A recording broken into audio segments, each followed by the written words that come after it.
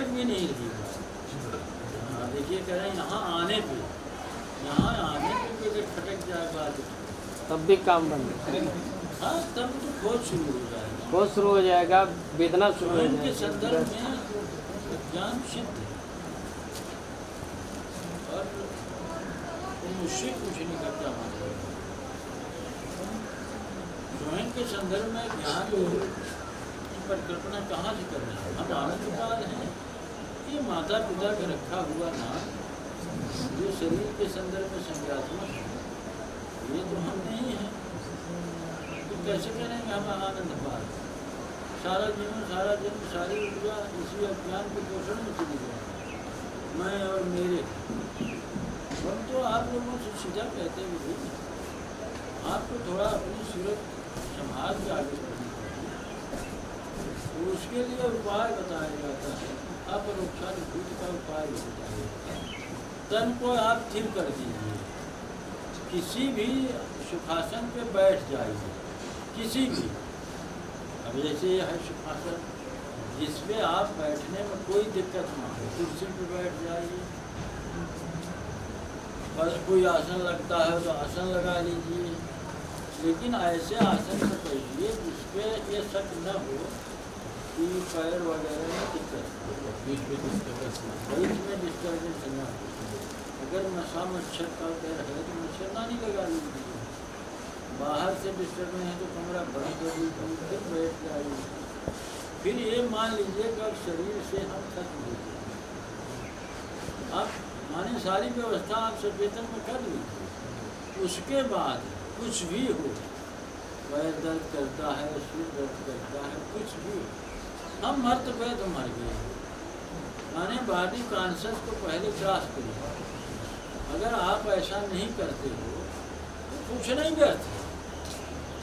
नहीं पूछा तो जा रहा है मुझसे, कहाँ आप रास्ता बता दो, तो रास्ता बता दें। अगर आपको लगता है जोर गुड़ है तो भोजन कम करके 1 बजे 2 बजे सब जब सोते हैं तब बैठो, नहीं तो कान में कोई चीज़ लगा के बैठो, कोई भी प्रकार का डिस्टर्बेंस ना हो, बैठ जाओ। फिर जैसे मुर्दा होता है वैसे चाहे लेट ही जाओ, जैसे मुर्दा होता है।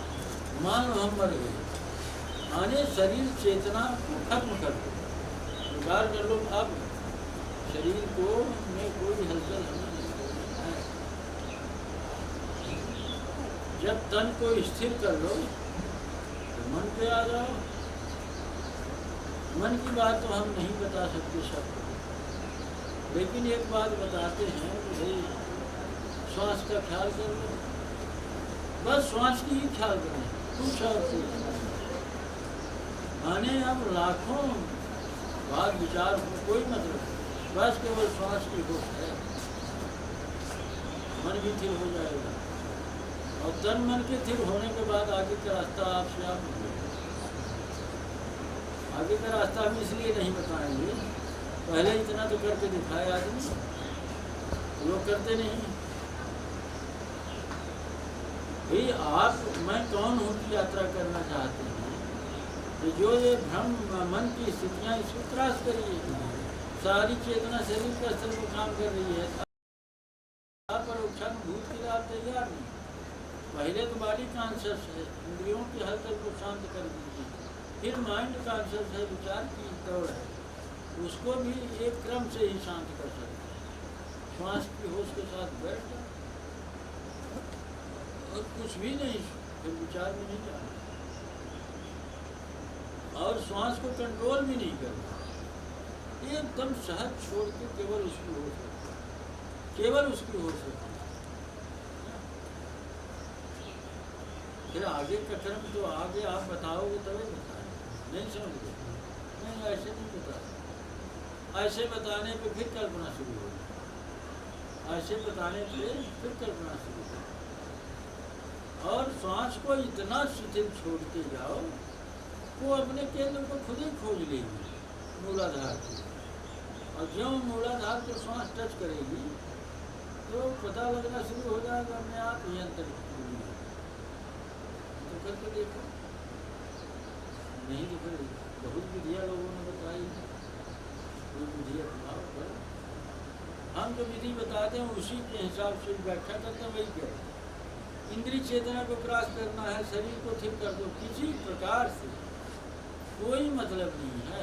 अब पैर दर्द करता है, नहीं पहले तो व्यवस्था कर लो, कुर्सी पे बैठ जाओ, तख्ते पे बैठ जाओ, जमीन पे बैठ जाओ, चाहे जैसे सुखासन पे बैठना है।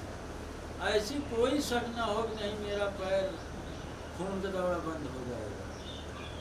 इसके बाद वो दौरा बंद हो ना बंद हो, क्यों बीच में मन का खेल भी तो चलेगा। वो देखिए ना, थोड़ा इधर खिंचवा ले, थोड़ा इधर छू ले। अब मर गए तो कौन खिंचवाएगा?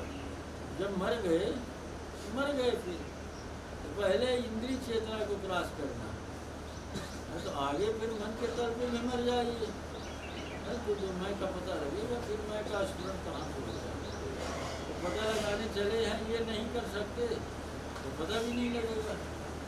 विचारों के अनंत प्रवाह में मैं का स्मरण कहाँ से हो रहा है पता नहीं।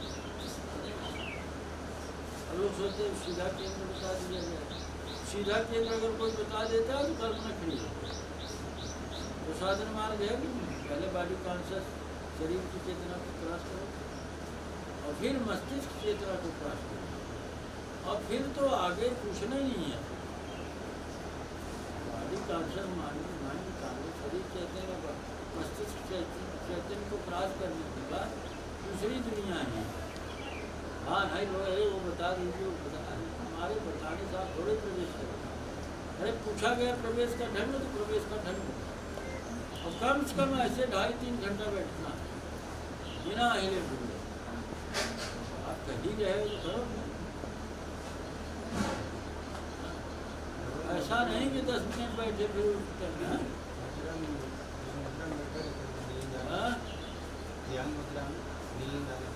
हम मतलब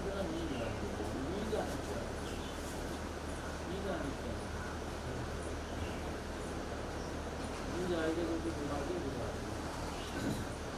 नींद जो आ गई तो ध्यान में नींद आ गई तो ध्यान।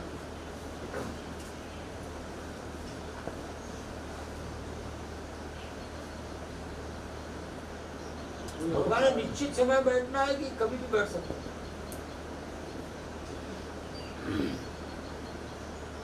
सुनते नहीं क्या बता रहे हैं। आधार पे चले जाएं, क्या कर देते? हाँ उसमें कुछ बातें हैं समझने लायक, कुछ बातें तो हैं समझने, लेकिन है काम करती ही वो छिपी जा रहे थे आपको पीछे मदद है, पीछे तो हाथ बता दिया गलत है।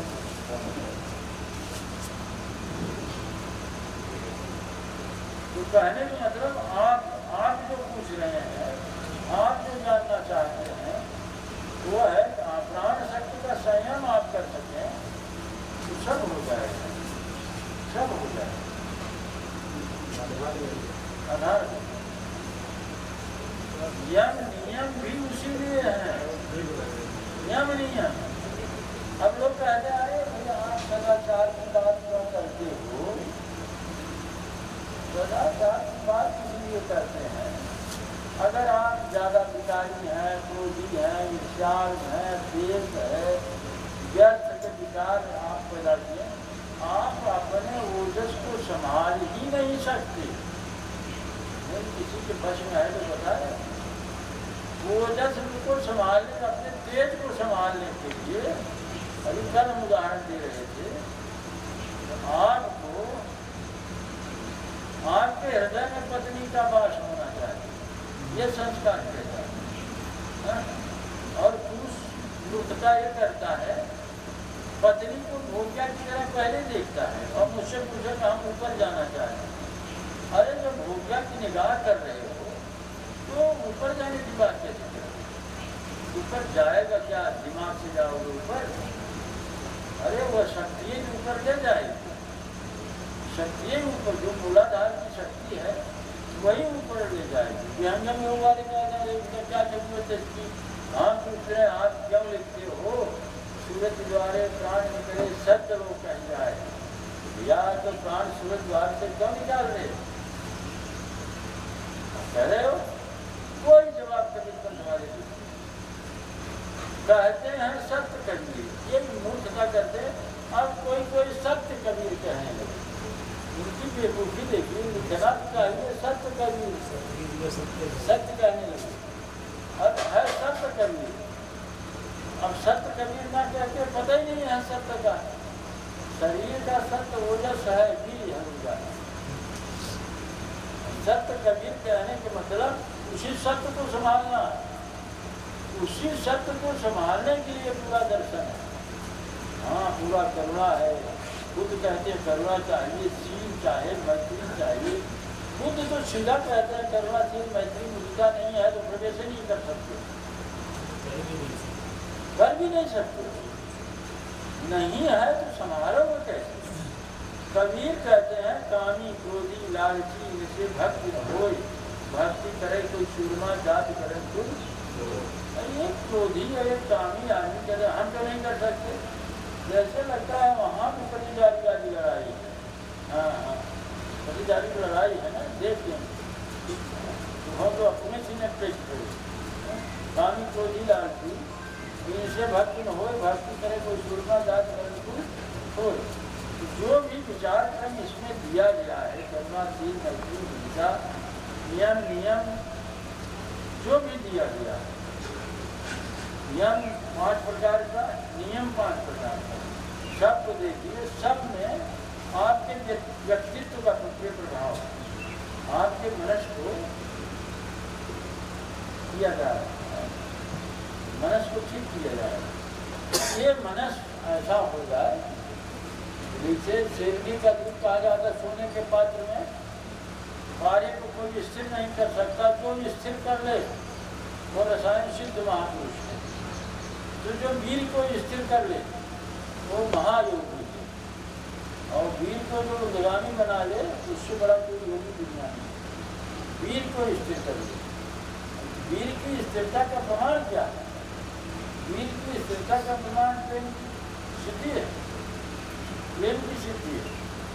और ये लोग वृद्धावस्था में पुरुष या स्त्री एक दूसरे को देख के ना उछलने लगते हैं। अभी कल बोल रहे थे ना, लड़की नजर में आई ना, हाँ आँख खुल जाती है, ये बड़ी सुंदर लड़की है, मर रहे हो बुढ़े हो गए, लड़की सुंदर दिखाई पड़ती है, ये एकदम काम करता है, विकृति करता है। कैसे जिए कभी लड़की दिखाई पड़ रही है, कभी लड़का दिखाई पड़ रहा है, कैसे जी रहे। और वही आदमी कहता हम आकाश को चलेंगे। आकाश में जब थोड़ी सी ऊर्जा का संयम होने के बाद दिमाग में काम का भूत सवार हो जाता है, दिमाग में काम का भूत सवार हो जाता है। संभलेगी कैसे वो ऊर्जा? संभलने के लिए कहते हैं भाई बड़े बनने के लिए तो बड़ा ही चाहिए ना। अरे भैया बड़ा छोट में नहीं हो, बातें के बातें पर लड़ाई करे, बड़ी छोट बड़ी दुष्ट औरत बात, हर बातें पर लड़ाई खाते रहे थे। तब वही औरत वही पुरुष आए, हमने लेकिन कहा बातें की बातें पर आई, बातें की बातें पर खांचे। अब वही आए कि हम शेरनी दूध होकर अपन ऊर्जस संभाल, तो हम जाने दें कैसे संभाले थे ना, कुछ नहीं समझेगा, कुछ भी नहीं संभाल संभव नहीं। समझता है ना, बातें बातें लड़ाई लोग कैसे समझे, बड़ी जल्दी तक हुआ जाती है। हाँ रहता है बहुत सारे मतलब इतना मुझे लड़े नहीं लगा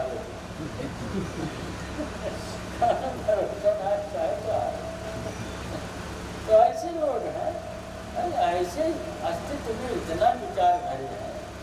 अरे क्या जो हमारा करे है बाबा, हम भाई यहाँ जो चंदन लकड़िया मंगई है, अब चंदन लकड़िया का तो शांति नहीं है, चंदन की तरह शीतल होना पड़ता है।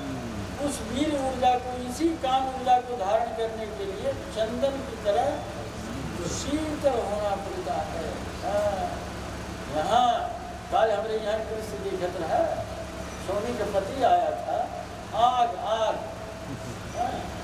कैसे समारे बेचारा वो तारा का तुमको क्षमा कैसे वो हमारी निगाह में बेचारा हम उसे कुछ पता ही नहीं है और उल्टा सत्य जलील करे कैसे चल रहा आग लगी अरे काम क्रोध की मैसूगाई भाग है ना मौसी मौसिया जाना है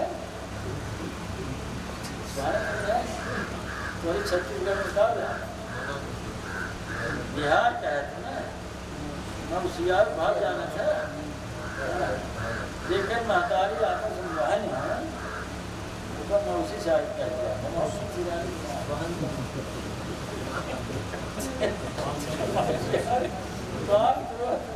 मत लोग मौसिया भाई एकरे अंदर क्रोध देख लीजिएगा जिसके अंदर वो जान लीजिए वो कामी भी होगा नहीं समझेगा जिसका क्रोध बस में नहीं है उसका पक्का जाने के लिए कामी भी होगा काम के उसका नियंत्रण नहीं उसका मोह पे भी नियंत्रण नहीं होगा उसका ममता पे नहीं नियंत्रण देख समाज में देख लीजिए जो अब चाहे मर्द देखिए मर्द क्या कह रहा है अभी सोनी के पति क्या कर रहा है पहले सोनी को ठीक करेंगे फिर लड़कियां पगले बोलत रहा ना इसे भी ठीक कर देंगे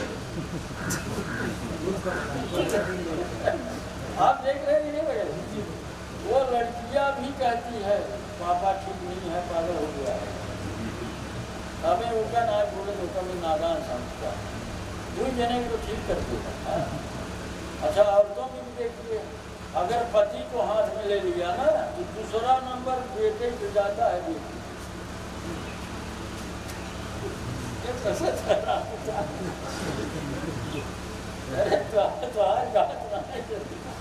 अरे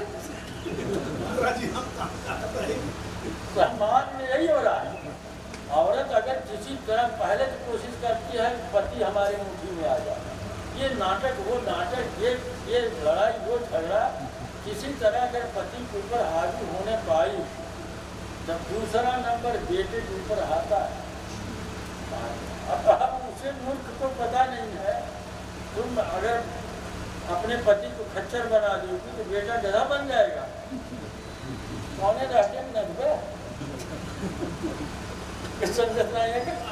चले महाराज जी कौन आराम चले संसारी अरे कता हम चल अच्छा बताओ के ने खाना नहीं एक स्त्री दिखा हमें लेकर हर चलत हो बढ़िया अरे किसी घर इस तरह से नहीं चलता अगर पति पत्नी में प्रेम समर्पण नहीं है तो दोनों हर ना चले